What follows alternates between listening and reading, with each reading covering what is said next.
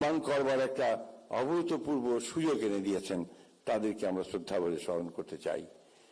আজকে একটা বেশ কঠিন সময়ে আমাদের নেতা জনাব তারেক রহমান বিদেশ থেকে দেশে এসেছেন। সমগ্র দেশের মানুষ এক বুক ভরা প্রত্যাশা নিয়ে তার দিকে তাকিয়ে আছে যে তিনি ইতিমধ্যেই দূর থেকে ডিজিটালি যে সমস্ত কথা আমাদের সামনে বলেছেন, জাতির সামনে বলেছেন, গোটা জাতি আজকে অনেক বেশি আশান্বিত হয়েছে। আশান্বিত হয়েছে এই জন্যই যে এবার একটা সুযোগ সৃষ্টি হবে, সত্যিকার অর্থেই একটা উদারপন্থী গণতান্ত্রিক একটা ব্যবস্থা আমরা এখানে সৃষ্টি করতে পারব। এই সুযোগ আমাদের সামনে উপস্থিত হয়েছে। আমি বক্তব্য দীর্ঘ করব না, আমি অনুরোধ করব আপনারা মন খুলে কথা বলবেন, এবং যদিও তার কণ্ঠ কয়েকদিন ঠান্ডা লেগে একটু সমস্যা হয়েছে, তারপরেও তিনি আপনাদের সঙ্গে কথা বলতে অত্যন্ত উৎসুক। তিনি আমাকে বলেছিলেন যে আমি দীর্ঘদিন দেশে ছিলাম না, আমি একটু এই গণমাধ্যমের যারা আছেন তাদের সঙ্গে একটু কথা বলতে চাই। আজকে সেই সুযোগ আমাদের সামনে এসেছে, আমরা তাকেই সেই সুযোগটা দেব ইনশাআল্লাহ। আর আপনাদেরকে অনুরোধ করবো, আপনারা যারা কথা বলবেন আপনার মন খুলে সংক্ষেপে কথা বলবেন। ধন্যবাদ। আসসালামু আলাইকুম।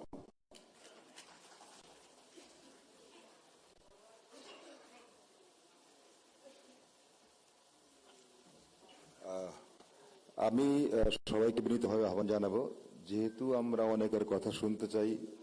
চেয়ারম্যান সাহেব বলেছেন যে উনি অনেকের কথা শুনতে চান, উনি বেশি শুনবেন, জানবেন। তো যাতে অনেককেই কথা বলার সুযোগ দেওয়া যায়, এই জন্য আপনারা যারা কথা বলবেন, বক্তব্য দেবেন, যতটা সম্ভব সংক্ষেপ করার জন্য আমি বিনীত অনুরোধ করছি। আমি এখন শুরুতেই বক্তব্য দেওয়ার জন্য আহ্বান জানাচ্ছি আপনাদের গণমাধ্যমের অন্যতম প্রিয় মুখ, জবান সম্পাদক রেজাউল করিম রনি।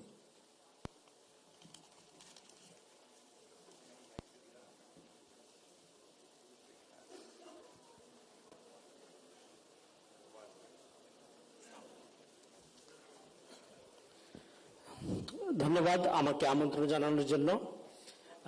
আজকে এখানে যারা উপস্থিত আছেন বেশিরভাগই আমার চেয়ে অনেক অভিজ্ঞ, আমার চেয়ে অনেক বেশি জ্ঞানী, অনেকের কাছ থেকে আমি কাজ শিখছি। হ্যাঁ, তো ফলে শুরুতে আমার জন্য কথা বলা একটু ডিফিকাল্ট।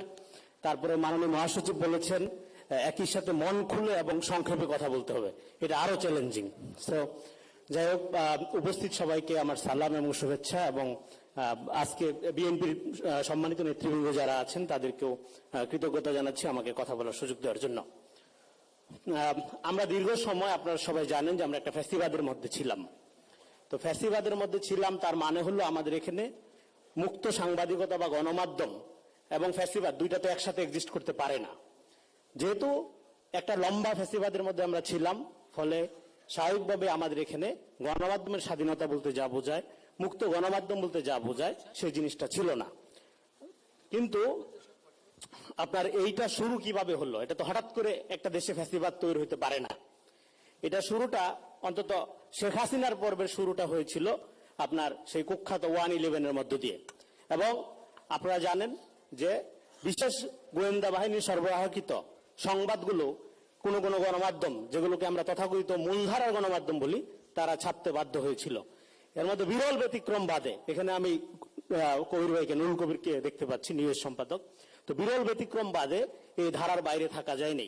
সেই যে শুরু হলো ইসপের গল্প ছাপা, চরিত্র হননের কাহিনী ছাপা, সেইটা এখনো অন্যান্য ফর্মে বা নানা ফর্মে এখনো সেই ধারাবাহিকতা কিন্তু চলছে। তো ফলে আমরা যখন মিডিয়া কথাটা বলি, মিডিয়া কথাটার একটা অনুবাদ করা হয় গণমাধ্যম। এটা মনে হয় গণমাধ্যম না করে প্রচার যন্ত্র, এটা ভালোভাবে প্রচলন করা ভালো।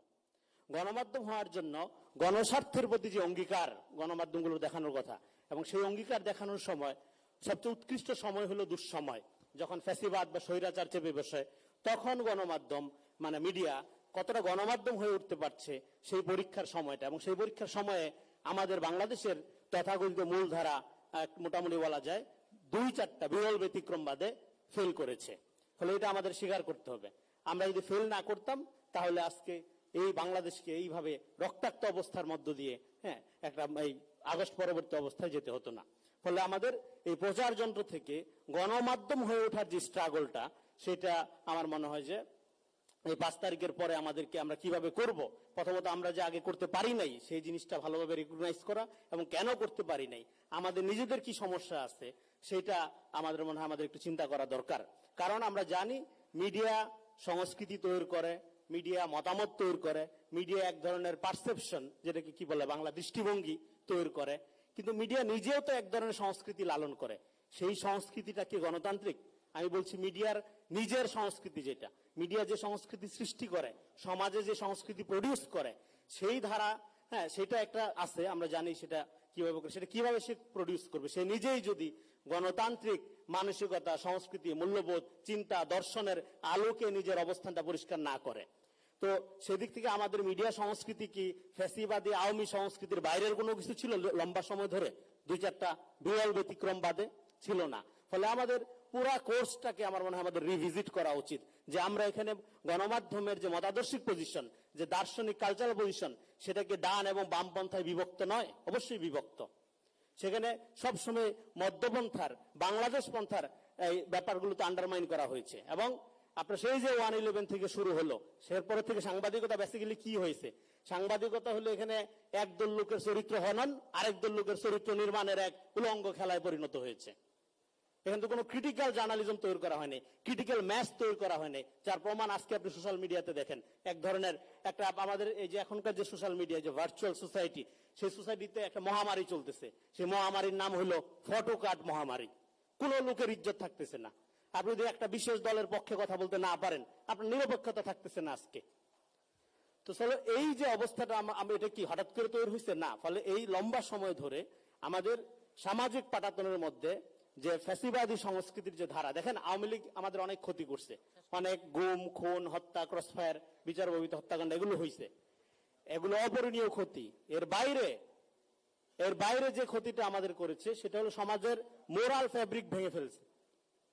আগেও দুর্নীতি, লুটপাট, ঘুষ এগুলো হয়েছে, কিন্তু এগুলো একটা খারাপ কাজ হিসেবে দেখা হইতো। যে ফ্যামিলির ধরেন সরকারি চাকরি করে কিন্তু একটু তরল টাকা পয়সার বেশি আপনার আমদানি, সেই ফ্যামিলির ছেলে মেয়েরা 90-এর দশকে অন্তত মুখ লুকায়া চলতো। কিন্তু এরপরে যেটা হলো, এটা ট্রেন্ড, এটা একটা গর্বের বিষয় ছিল। লুটপাট, অন্যায়, দুর্নীতি এগুলো একটা সফলতার মাপকাঠি হিসেবে দেখা হতো। তো এটা তো এমনিই তৈরি হয়নি। এবং দিলদার মারা যাওয়ার পরে আপনার শেখ হাসিনা আমলের সংবাদ সম্মেলনগুলো কৌতুকের এক বিরাট ক্ষেত্র হয়ে উঠছিল আমাদের দেশে। হ্যাঁ, তো এইভাবে তো আপনার ধরেন সংবাদকর্মী হিসেবে আমরা যেই ভূমিকাটা রাখার কথা ছিল, গণতন্ত্র আপনার পুনরুদ্ধার তো দূরের কথা, মানে গণতান্ত্রিক সংস্কৃতি বিকাশ করার ক্ষেত্রে সেটা কিন্তু আমরা করতে পারি নাই। ফলে মূলধারার মিডিয়ার এই যে নৈতিক আপনার অবক্ষয়ের জায়গাটা তৈরি হলো, তার ফলেই কিন্তু আজকে দেখেন সোশ্যাল মিডিয়াতে এক ধরনের ফ্যানাটিক প্রবণতা তৈরি হচ্ছে, যেখানে আপনার এই গণতান্ত্রিক সংস্কৃতি বা ধরেন মত প্রকাশের স্বাধীনতার যে কথাটা বলি আমরা, সেটার একটা 5 তারিখের পরও সেটার একটা সাফোকেটিং কন্ডিশন তৈরি করা যাচ্ছে। তো ফলে আমরা মনে করি আগামী দিনে যারাই রাষ্ট্র ক্ষমতায় আসবেন বা দায়িত্ব নেবেন, ওনারা মত প্রকাশের স্বাধীনতা দেখেন। আবার মত প্রকাশের স্বাধীনতার কথাটার একটা ধারা হইল যে স্বাধীনতা মানে ফ্রিডম অলওয়েজ আপনার একটা রেসপন্সিবিলিটির সাথে আসে। রেসপন্সিবিলিটি ছাড়া ফ্রিডম মাঝে মাঝে ডেঞ্জারাস হয়ে উঠতে পারে। সো এবং যেই ইস্যুগুলো, যেমন ধরেন আমরা এখানে সাংবাদিকতার জায়গাগুলো অনেকগুলো বলবেন, কিন্তু ফ্যাক্ট এবং ন্যারেশন এই দুইটা জায়গা যদি আমরা একটু চিন্তা করি, আমরা দেখবো যে ফেব্রিকেটেড আপনার ফ্যাক্ট দিয়ে এক ধরনের ন্যারেশন তৈরি করা হয়, এবং সেই ন্যারেশনটা দিয়ে একদল চাঁদাবাজ, আরেক দল সাধু, হ্যাঁ এইভাবে যে বয়ানগুলো তৈরি করা হয়। কিন্তু সেটার জন্য এই দলগুলোর যে কর্মসূচিগুলো আছে, যারা ধরেন আপনার এমন কোন রিপোর্ট আমরা দেখি নাই যে ধরেন কৃষকদের জন্য ফ্যামিলি কার্ড বা কৃষি কার্ড বা ধরেন আপনার যুবকদের কর্মসংস্থানের জন্য যে প্রক্রিয়াগুলো, যে পলিসিগুলো, সেই পলিসিগুলো নিয়ে ক্রিটিক্যাল জার্নালিজম কিন্তু আমরা দেখি নাই। আমরা হয় দেখি আপনার এক ধরনের প্রশংসা, আর না হয় অন্ধ নিন্দা। ফলে আমি মনে করি যে ক্রিটিক্যাল এঙ্গেজমেন্ট, এই এঙ্গেজমেন্টটা ছাড়া আমাদের আসলে এই যে সাংবাদিকতার যে পরিবেশ বা আমরা মুক্ত গণমাধ্যম তৈরি করার যে জায়গাটা বলি, সেটা আসলে তৈরি করা যাবে না। তো আমি এই জন্য বলবো আগামী দিনে আপনারা যারাই রাষ্ট্র ক্ষমতায় জনগণের ভোটে নির্বাচিত হবেন, নির্বাচিত হওয়ার ক্ষেত্রে আপনারা গণতান্ত্রিক প্রতিষ্ঠান মানে গণতন্ত্রকে প্রাতিষ্ঠানিক রূপ দেওয়ার জন্য সংবাদপত্রের স্বাধীনতার সাথে সাথে আমাদের এই সাংস্কৃতিক এবং বুদ্ধিভিত্তিক ভাবে যে স্বাধীন পাঠাত্তর নির্মাণ করার যে প্রয়োজনটা সেটার দিকে আপনারা মনোযোগ হবেন। এবং আমার কথা শোনার জন্য আপনাদের সবাইকে ধন্যবাদ। আসসালামু আলাইকুম। ধন্যবাদ। আমার মনে হয় যে বাংলাদেশের সংবাদপত্র জগতের সবচাইতে বেশি আক্রোশ যার উপর নিপতিত হয়েছিল, যে ব্যক্তিকে বলা হয়েছিল আদালত থেকে যে সত্য আইনের চোখে খুব গুরুত্বপূর্ণ নয়, যিনি তার লেখনীর কোনোদিনই থামাননি তার সত্য প্রকাশের পথ থেকে, মাহমুদুর রহমান দৈনিক আমার দেশ, তার বিশেষ কারণে উনি হয়তো একটু আগে চলে যেতে চান, সেই জন্য আমি তাকে বিনীত অনুরোধ জানাচ্ছি তার বক্তব্য উপস্থাপনের জন্য।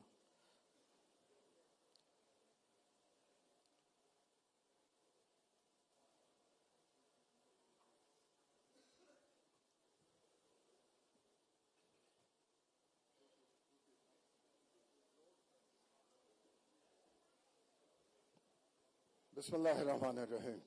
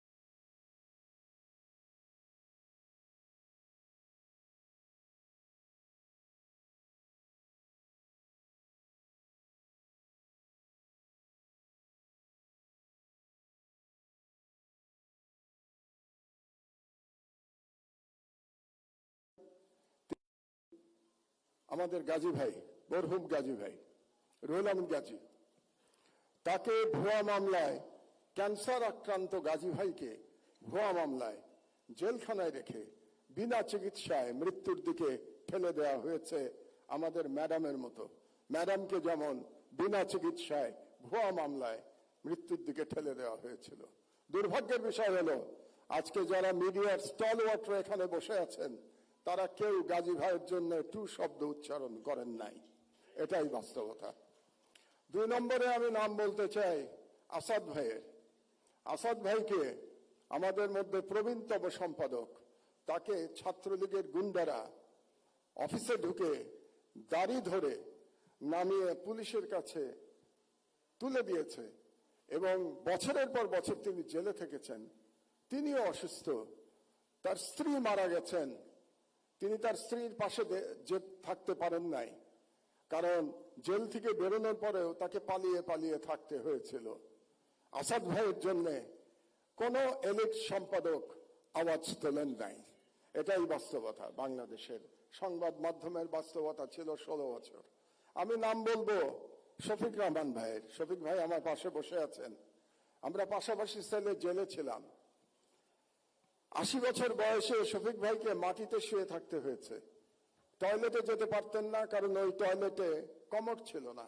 বেশ কিছুদিন শীতের মধ্যে মাটিতে পড়ে থাকতে হয়েছে, উনি উঠতে পারেন নাই। তারপরে যখন আমার পাশের রুমে আসলেন, ওনাকে ধরে ধরে আমরা ব্রেকফাস্ট করতে, দুপুরে খেতে আমরা একসাথে যেতাম, কত গল্প করেছি।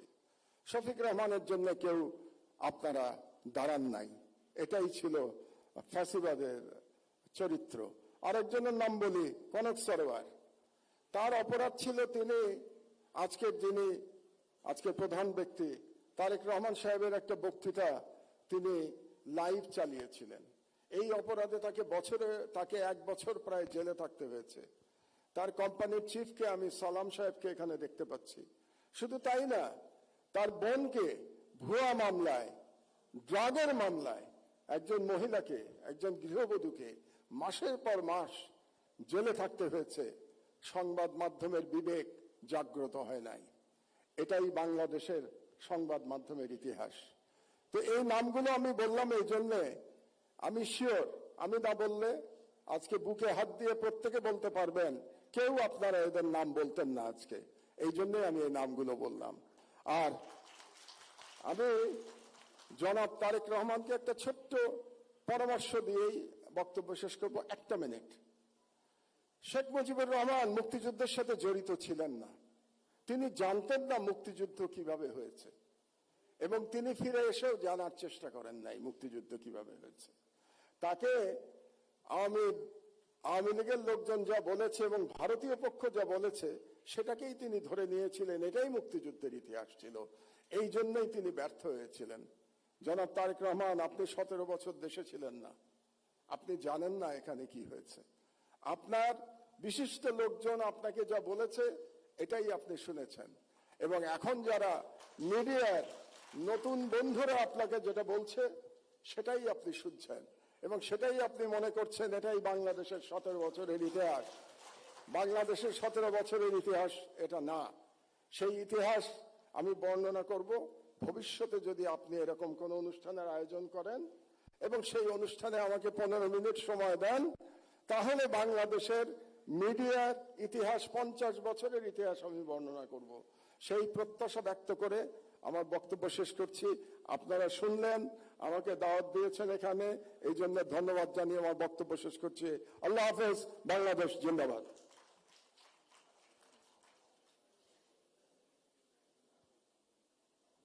ধন্যবাদ মাহমুদুর রহমান ভাই, আপনি বরাবরের মতনই মুক্ত কণ্ঠ, আপনাকে ধন্যবাদ আবারও। আমরা জানি যে ফ্যাসিবাদের সেই কালো দিনগুলোতে যখন কথা বলা খুব সাহসের ব্যাপার ছিল, সেই সাহসিকতার জায়গা থেকে যারা অনলাইনে দেশের মানুষকে সত্য কথনের কাছাকাছি নিয়ে যাওয়ার চেষ্টা করেছেন, তাদেরই একজন ডক্টর জাহিদুর রহমান। তাকে আমি একটু বিনীত অনুরোধ জানাতে পারি এসে যদি কিছু কথা তিনি বলেন। তবে আমি সবাইকে বলবো যে আমরা যদি বেশি অংশগ্রহণ চাই তাহলে সময়ের দিকে বোধহয় আমাদের সবার একটা খেয়াল রাখা দরকার। সম্বোধন খুব গুরুত্বপূর্ণ না, আমার মনে হয় যে সরাসরি কথায় যাওয়া যেতে পারে। ডক্টর জাহিদুর রহমান, আমরা বোধহয় 3 মিনিট সময় দিলেই কথা শেষ করতে পারবো।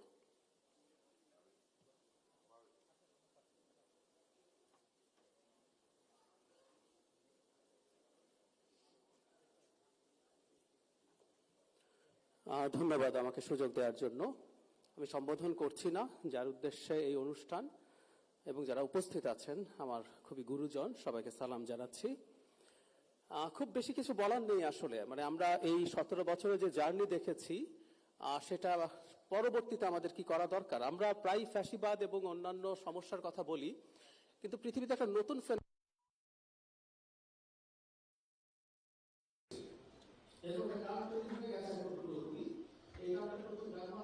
আমার জানা মতে ভিক্টর অরবান, হাঙ্গেরির প্রধানমন্ত্রী বা প্রেসিডেন্ট আই ফরগট, গণতান্ত্রিক ব্যবস্থার মধ্যে এখন সংবাদপত্রের উপরে অপারেশন শুরু হয়েছে। ভারতের কথা আমরা যদি দেখি যে বিজেপি সরকার তার গণমাধ্যমের উপরে কি ধরনের অপারেশন তৈরি করছে।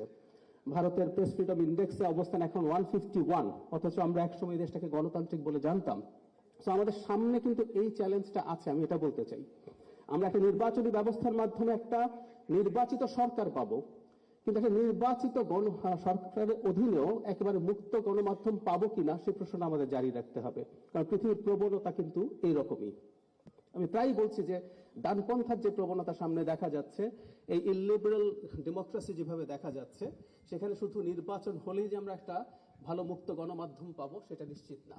তবে আসার একটা জায়গা আছে, সেটা হলো এই 2006 সালে যে বিএনপি ছিল, সে সময় আমরা দেখেছি ওই সময় বিএনপি যথেষ্ট মুক্ত গণমাধ্যমে বিশ্বাস করেছে, এবং ওই সময় আমরা এখনো রেফার করি, আমরা পত্রিকায় কি দেখতে পেতাম। জনাব তারেক রহমান এখানে আছেন, বেগম খালেদা জিয়া, পুরো সরকার সম্পর্কে দুর্দান্ত সব বিদ্রুপাত্মক কার্টুন ছিল, এবং অনেক ক্ষেত্রে, আই রিপিট, অনেক ক্ষেত্রে সব কার্টুন সঠিকও ছিল না, নিউজ সঠিক ছিল না, কিন্তু এই টলারেন্সটা তাদের জায়গা থেকে ছিল। সে কারণে আমি আশাবাদী হতে চাই সামনের সময়ে এটা খুব ভালো জায়গায় পৌঁছবে। আর সবসময় আসলে এটা মনে রাখতে হবে, একটা ঝুঁকির জায়গায় একটু বলে রাখি, সেটা হচ্ছে আমি ধারণা করি খুব বড় একটা বিজয় নিয়ে বিএনপি হয়তো ক্ষমতায় আসবে। তো এই বিজয়ের কতগুলো ঝুঁকি থাকে, এই ঝুঁকিগুলো হচ্ছে এই যখন বিরোধীরা যথেষ্ট শক্তিশালী থাকে না, তখন সরকারকে চাপে রাখা, সরকারের ভুল ধরিয়ে দেওয়ার জন্য আমি মনে করি সংবাদপত্রের ভূমিকা অতীতের যে কোনো সময় চাইতে ভবিষ্যতে বেশি হবে, সিভিল সোসাইটির ভূমিকা যে কোনো সময় চাইতে ভবিষ্যতে বেশি হবে।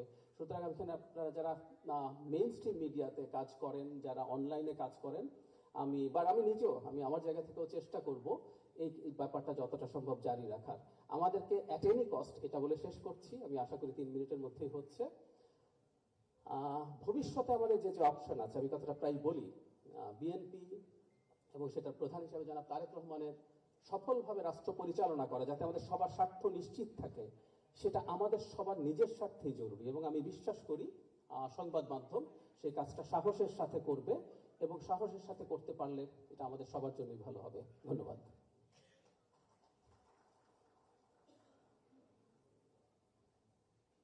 ডাক্তার জাহিদুর রহমানকে ধন্যবাদ।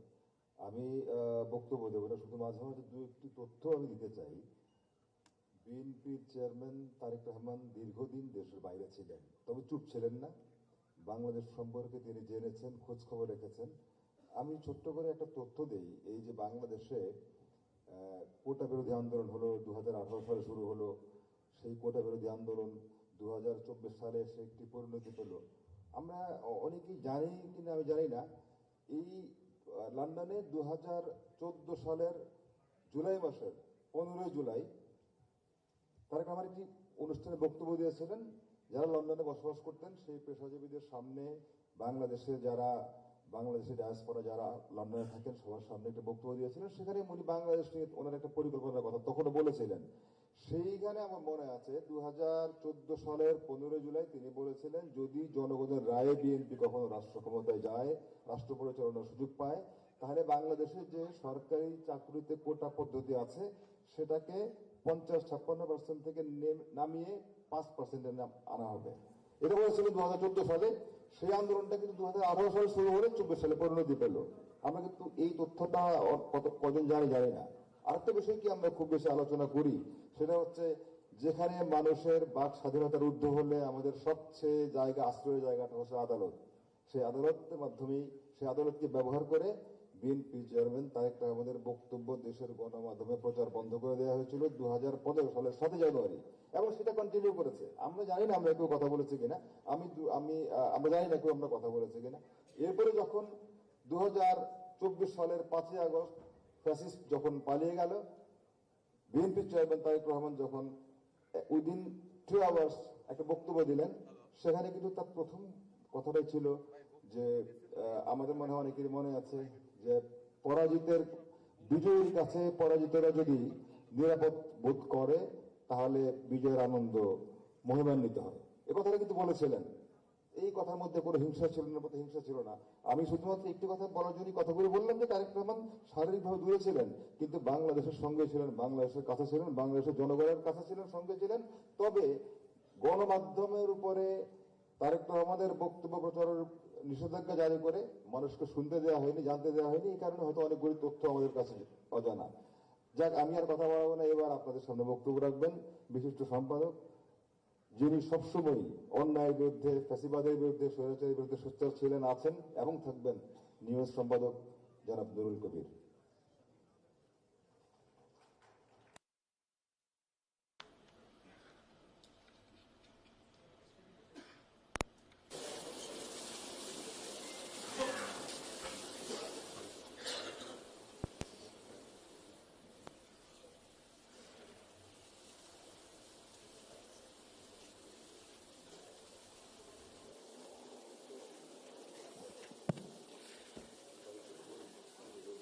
জাতীয়তাবাদী দলের সম্মানিত চেয়ারপারসন, সাধারণ সম্পাদক এবং সামনে উপবিষ্ট সাংবাদিক সহকর্মীবৃন্দ, আমাকে শুভেচ্ছা বিনিময়ের বক্তব্য দিতে অনুরোধ করেছেন। একটা হচ্ছে ব্যক্তিগত শুভেচ্ছা, সেটা কতক্ষণ আমরা বিনিময় করেছি। একজন রাজনীতিকের জন্য ঠিক কি শুভেচ্ছা চাই সেটা খুব পরিষ্কার করে বললে ভালো হয়। সুতরাং এই মুহূর্তে তার জন্য যে আমার শুভেচ্ছা, সেটা পুরোটাই রাজনৈতিক, সামাজিক, সাংস্কৃতিক এবং মিডিয়ার দিক থেকে কি করলে বাংলাদেশের সমাজ এবং রাষ্ট্রের গণতান্ত্রিক বিকাশের সহযোগিতা হতে পারে সেগুলো যাতে করতে পারেন সেই শুভেচ্ছা আমি ওনাকে জানাবো খুব সংক্ষেপে। আমরা আজকে এই মুহূর্তে এমন একটা সময়ে এখানে সবাই সমবেত হয়েছি যখন একটা পুরনো ভীষণভাবে স্বৈরতান্ত্রিক একটা ব্যবস্থা একটা বড় ধরনের শিক্ষার্থী গণ অভ্যুত্থানের মুখে পতন ঘটেছে। কিন্তু এইটার পরিবর্তে যেই জন্য মানুষের আত্মদান, সেই আত্মদানের ভিত্তিতে গড়ে ওঠা যে আকাঙ্ক্ষা, সেই আকাঙ্ক্ষার বাংলাদেশ গড়ে উঠবার প্রক্রিয়ার মধ্যে আছি আমরা, কিন্তু সেটা এখনো গড়ে ওঠে নাই। এই কারণে এটা একটা উৎক্রমণের সময়, একটা অন্তর্বর্তী সময়, একটা খুবই অস্থির একটা সময়।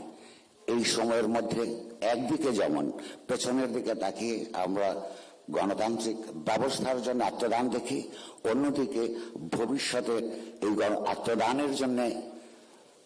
আত্মদানের মাধ্যমে যে আকাঙ্ক্ষা সমাজে মূর্ত হয়েছিল সেগুলো কি পদ্ধতিতে বাস্তবায়ন করা সম্ভব সেগুলো আলোচনা এই সময় বেশি হওয়া দরকার।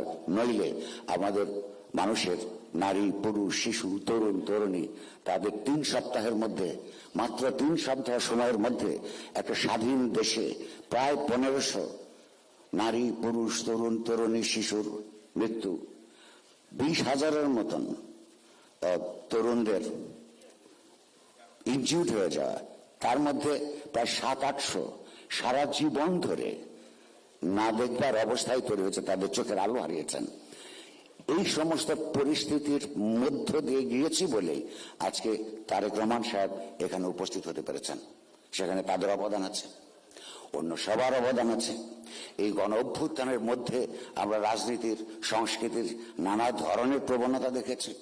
এটার মধ্যে ডান, বাম, মধ্যবর্তী রাজনৈতিক ধারা সক্রিয় ছিল, আবার এগুলোর সঙ্গে সরাসরি সম্পৃক্ত নন। সাধারণভাবে একটা শান্তিপূর্ণ সামাজিক রাজনৈতিক অবস্থা দেখতে চান এমন লক্ষ লক্ষ মানুষ ছিল, তাদের আত্মদান আছে। এই সময়টায়, এই উৎক্রমণকালীন সময়টায় পরস্পরকে দোষারোপ না করে বরং এই আত্মদানকে কি করে একটা রাজনৈতিকভাবে, সামাজিকভাবে প্রাতিষ্ঠানিক রূপ দেওয়ার দিকে এগোনো যায়, সে আলোচনাগুলি হলে আমার মনে হয় আমাদের সময়ের প্রতি, এই উৎক্রমণকালীন সময়ের প্রতি সুবিচার করা হবে। দ্বিতীয়, খুব সংক্ষিপ্তভাবে একটা প্রশ্ন রেখে যেতে চাই আপনাদের সামনে এবং ওই শুভেচ্ছা হিসেবে অনুরোধ করব। পৃথিবীতে এমন কোন জায়গায় কখনোই গণতন্ত্র প্রতিষ্ঠিত হয় নাই যেখানে গণমাধ্যমের আইনগত, রাজনৈতিক, সামাজিক, সাংস্কৃতিক স্বাধীনতা ছিল না। ফলে গণতন্ত্রের জন্য সংগ্রাম আর মিডিয়ার যে গণতান্ত্রিক স্বাধীনতা, এই দুইটা হাত ধরাধরি করে চলেছে। আমরা যদি ভবিষ্যতের বাংলাদেশকে, সমাজ এবং বাংলাদেশের রাষ্ট্রের গণতান্ত্রিক রূপান্তর চাই, তবে অবশ্যই গণতান্ত্রিক রাজনীতির পাশাপাশি একটা গণতান্ত্রিক সাংবাদিকতার পরিবেশ থাকতে হবে। কোন রাজনৈতিক দল যদি বিশ্বাস করে, মানুষকে সে বলেন যে তারা গণতান্ত্রিক রূপান্তর চান, তাহলে একই সঙ্গে তার দাঁড়ায় তার সেই গণতান্ত্রিক রূপান্তরে সহযোগিতা করবার জন্যই গণতান্ত্রিক সাংবাদিকতার পরিবেশ নিশ্চিত করা। সেগুলো কি কি পদ্ধতিতে গণতান্ত্রিক সাংবাদিকতার আবহ নষ্ট হয় সেগুলো আলোচনার জন্য তো সেমিনার করা যেতে পারে। আমি শুধু এইটুকু শুভেচ্ছা জানিয়ে রাখবো যে এটা আপনারা যেন সেই পরিস্থিতি তৈরি করতে পারেন। শেষ কথা আমি বলতে চাই, আপনি নিজেরা শুনেছেন, কতক্ষণ আগে আমার একজন সহকর্মীও বলে গেছেন, বাংলাদেশে অতীতের সময় বহু সংবাদকর্মীর উপর, বহু সাংবাদিকের উপর নানাভাবে মামলা, হামলা, অন্যায় হয়েছে। সেই সব মামলায় আইনগতভাবে লড়াই করবার পরিবেশটাও উপস্থিত ছিল না। আমি বলবো এই মুহূর্তে গত রেজিমের সঙ্গে যারা সমর্থক ছিলেন তাদের অনেকের বিরুদ্ধেই মামলা হয়েছে, জেলে আছেন। ওই শেখ হাসিনার আমলের ওইগুলি যদি অন্যায় হয়ে থাকে এবং তাদের বিরুদ্ধে অভিযোগ থাকলেও যদি ন্যায়ের ভাবে আইনগতভাবে তাদেরকে মামলা লড়ার সুযোগ না দেওয়া যদি অন্যায় হয়ে থাকে, সেই অন্যায়কে আরেকটা ন্যায় দিয়েই আমরা বিগত অন্যায়টাকে আরো প্রতিষ্ঠিত দেখাতে পারি। এই সময়ে যারা জেলের মধ্যে আছেন ভিন্ন মতের জন্য, সেই কাকা যা যা করেছেন সেইটা আমরা বিশ্বাস করি না বলেই আমরা এখানে মুক্ত আছি, কিন্তু তাদের যা আইনসঙ্গত অধিকার আছে, অভিযুক্ত হিসেবেই যে আইনসঙ্গত অধিকার আছে সেইগুলো নিশ্চিত করবার জন্য সংবাদপত্রের পক্ষ থেকে, আমাদের এডিটর্স কাউন্সিলের পক্ষ থেকে আমরা বিভিন্ন সময় সরকারকে বলেছি, সরকার বলেছে তারা সেটা দেখবেন।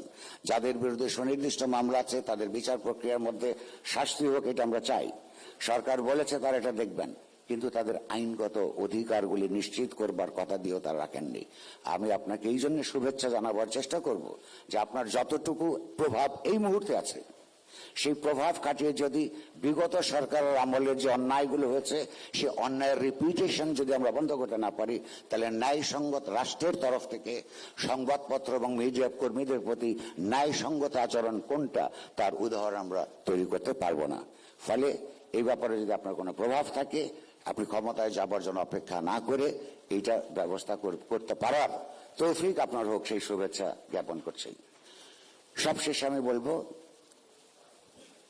গণতান্ত্রিক স্বাধীনতা সংবাদ মাধ্যমের মানে হচ্ছে পাওয়ার, যেটাকে বলে যে ক্ষমতার সঙ্গে গণতান্ত্রিক সাংবাদিকতার সম্পর্ক নিরন্তরভাবে এক ধরনের পেশাগত বৈধতা দিয়েই চিহ্নিত থাকে। সেটা কোনো ব্যক্তিগত নয়, সেটা কোনো দলের বিরুদ্ধে বা কোনো দলের পক্ষের ব্যাপার নয়। এটা সত্য যে পুরনো আমলগুলি যদি আমরা, বিভিন্ন রাজনৈতিক আমলগুলি আমরা লক্ষ্য করি, সেখানে স্বীকার করতে হবে যে বিএনপি আমলে আওয়ামী লীগ আমলের তুলনায় অনেক বেশি সহনশীলতা আমরা লক্ষ্য করেছি। কিন্তু আমি মনে করি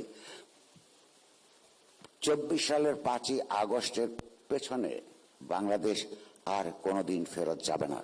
এইটা দুই পক্ষকেই বুঝলে আমাদের সম্পর্কটা ভালো হবে এবং গণতন্ত্র এবং গণতান্ত্রিক সাংবাদিকতার পথ উন্মুক্ত হবে। কোনো অবস্থাতেই কোনো রাজনৈতিক দল, আমি বিশ্বাস করি, আমার যদি সামান্যতম ইতিহাস বোধ থেকে থাকে, 5ই আগস্টের আগ পর্যন্ত বিভিন্ন রেজিম যেভাবে সরকার চালিয়েছে বা সংবাদপত্রগুলো যেভাবে ব্যবহার করেছে, সেইটা দিন শেষ হয়ে গেছে। এই কারণে যে একটা বড় ধরনের গণ অভ্যুত্থান সমস্ত সমাজব্যাপী তার গভীরতা নিয়ে মানুষের চৈতন্য এবং মননকে যেভাবে আন্দোলিত করে, বিকশিত করে, রাজনৈতিকভাবে নতুন আকাঙ্ক্ষার জন্ম দেয়, সেইটা একটা চাপ আকারে সমাজের সর্বত্র, রাষ্ট্রের সর্বত্র জারি থাকবে বলে আমার ধারণা। ফলে সেগুলোকে দমন না করে সেগুলোকে বরং সম্মান জানিয়ে গোটা সংবাদ মাধ্যমের ক্ষমতাকে গণতান্ত্রিক জবাবদিহিতার মধ্যে আনবার যে দায়িত্ব, সেই দায়িত্ব পালনে আপনারা যদি ক্ষমতায় যান কিংবা ক্ষমতায় না গেলেও সমাজে আপনারা প্রভাবশালী সংগঠন হিসেবেও যদি থাকেন, সেইটা যাতে আপনারা অনুমোদন করতে পারেন, সেই সহনশীলতা আপনাদের হোক, সেই শুভেচ্ছা আপনাদেরকে জ্ঞাপন করছি। আপনাদেরকে ধন্যবাদ।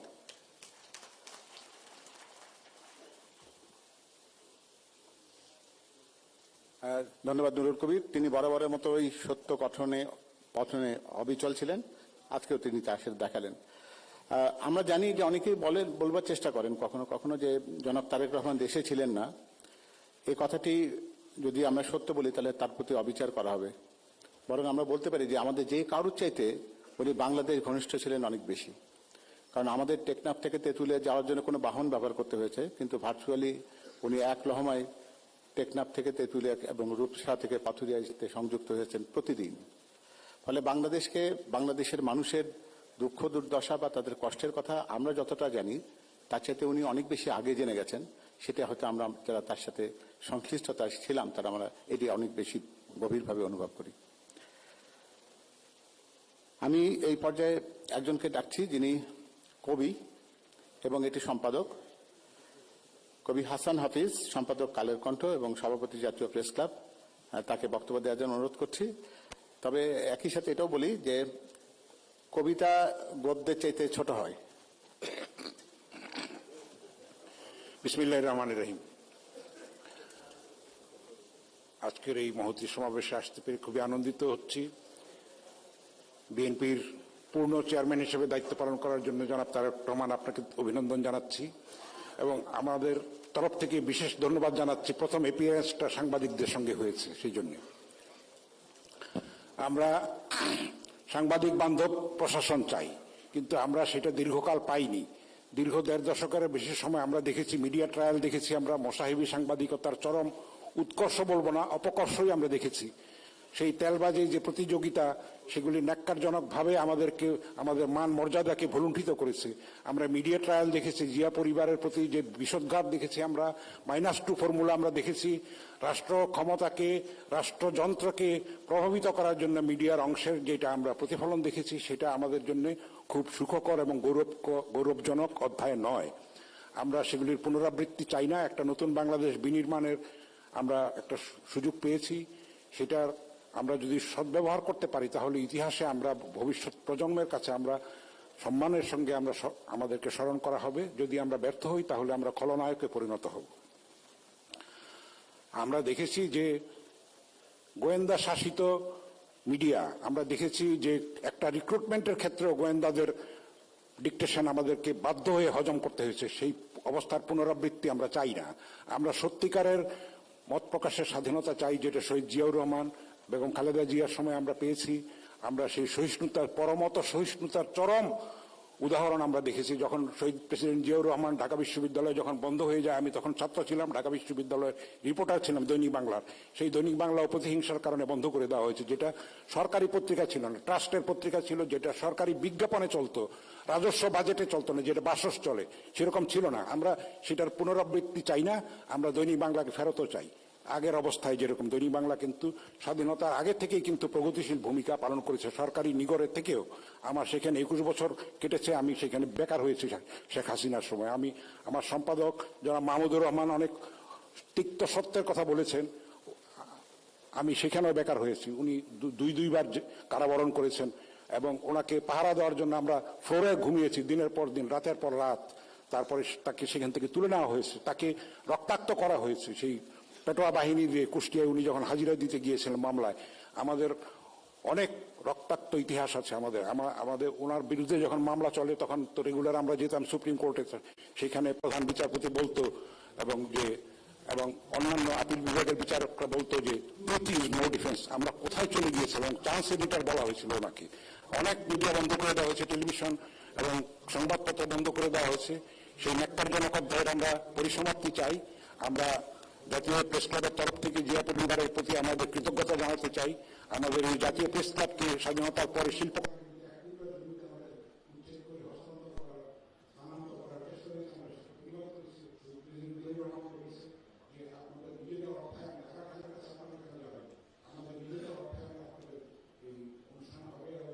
আমাদেরকে দিয়েছেন, বেগম খালেদা জিয়াও দিয়েছেন, এবং অবকাঠামোগত উন্নয়নে যে অবদান রেখেছেন জাতীয় প্রেস ক্লাবের তরফ থেকে আমরা সেই কৃতজ্ঞতাটা জানাতে চাই। এই সুযোগে আমরা আশা করব যে আজকে আপনি প্রথম আমাদের সঙ্গে মিলিত হয়েছেন এবং ঘন ঘন আমাদের সঙ্গে ইন্টারাকশনের সুযোগ হবে, তাহলে আপনারাও উপকৃত হবেন, আমরা উপকৃত হব। আমরা কিন্তু কেউ কারো প্রতিপক্ষ নই, সবাই আমরা দেশপ্রেমিক, সবাই আমরা দেশের ভালো চাই।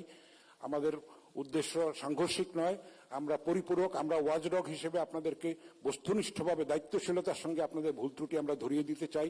সেই সহনশীলতা, আপনাদের যে ঐতিহ্যের যে পরম্পরা আছে সেটা রক্ষা করে আপনারা আমাদেরকে সেই সুযোগটা দেবেন। আমরা গত 16 মাসে দেখেছি যে প্রধান উপদেষ্টা একবার মাত্র সম্পাদকদের সঙ্গে মিলিত হয়েছিলেন 3রা সেপ্টেম্বর। তাকে আমরা পরামর্শ দিয়েছিলাম যে ঘন ঘন আমাদের সঙ্গে যেন ইন্টারাকশন হয় নাই। সেটা তিনজন উপদেষ্টা তথ্য সম্প্রচার মন্ত্রণালয় আমরা দেখেছি, কিন্তু সেখানেও আমরা দেখেছি বৈষম্যের শিকার আমরা হয়েছি। আমাদের যে লিগাসি, আমাদের যে মজ্জাগত যে দাসত্ব, একটা ঔপনিবেশিক দাসত্ব কিন্তু আমাদের রক্তের মধ্যে হয়তো ঢুকে গেছে।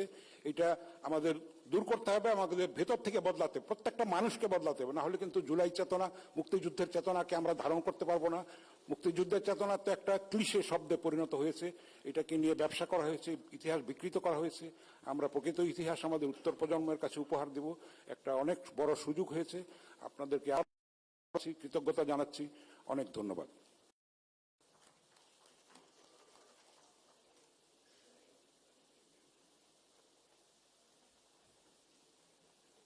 ধন্যবাদ কালের কণ্ঠ সম্পাদক জনাব মাহমুদ হাফিজ। এবার আমি কথা বলার জন্য মঞ্চে আহ্বান জানাবো বিডি নিউজ সম্পাদক